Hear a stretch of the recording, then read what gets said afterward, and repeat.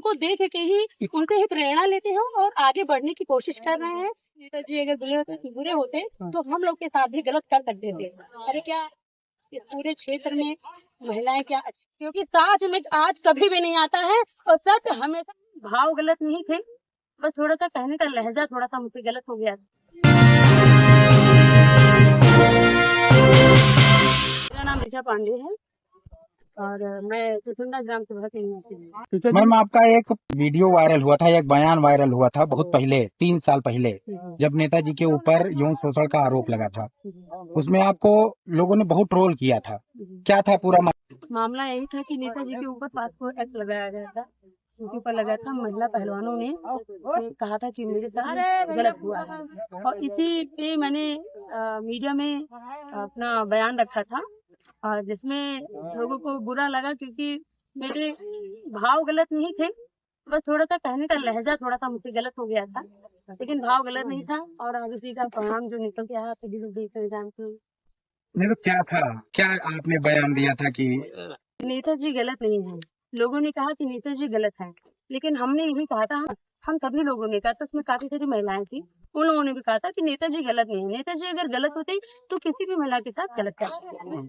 जरूरी है कि एक महिला पहलवान के साथ गलत हो सकता है। नेताजी अब बातचीत बरी हो गए हैं, तो क्या कहेंगे अपने बयान पे को लेकर? कोई पछतावा हो रहा है कि हम लोग को बहुत अपार खुशी है जो नेताजी बाइज्जत बरी हो गए।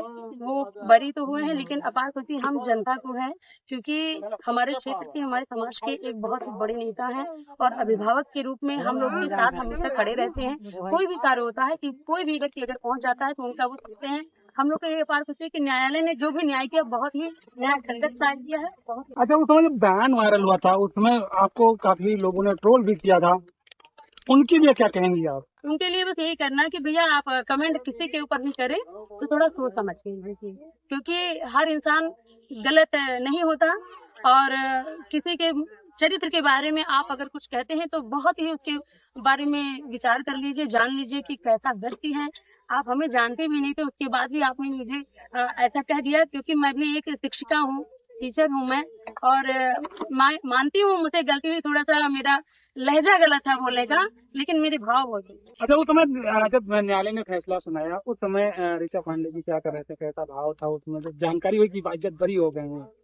हम लोग को जब सूचना मिली तो बहुत हम लोग खुशी हुए, क्योंकि नेताजी की जीत के साथ हम लोगों की भी जीत थी और हमारी पूरे समाज की जीत थी और हमारी पार्टी की जीत थी, क्योंकि जो अकलंक होता है, कहते हैं ना कि इंसान का चरित्र अच्छा है तो इस जिंदगी में वो कोई भी मुकाम हासिल कर सकता है। जो महिलाएं फर्जी मुकदमा लगा रही हैं लोगों के ऊपर, उस महिलाओं को क्या संदेश देना चाहेंगे? कोई टिप्पणी नहीं है सर। अच्छा, नेताजी ने अभी एक बयान दिया कि हर जिले में एक गैंग चल रहा है, पाक्सो और रेप, छेड़खानी जैसे आरोप लगाने के लिए जितने रुपए दो वो आरोप लगाएगा। सर, इसके बारे में मुझे कुछ अभी जानकारी नहीं है, इसके बारे में बहुत अच्छे से नहीं जानती हूँ। बाकी अगर ऐसा कुछ है तो उसके ऊपर सरकार से मैं यही मांग करूंगी कि इसके ऊपर भी कार्रवाई की जाए, एक ऐसी टीम गठित की जाए जो ये गैंग जो बना हुआ अगर है तो उसको भी मतलब हटाया जाए।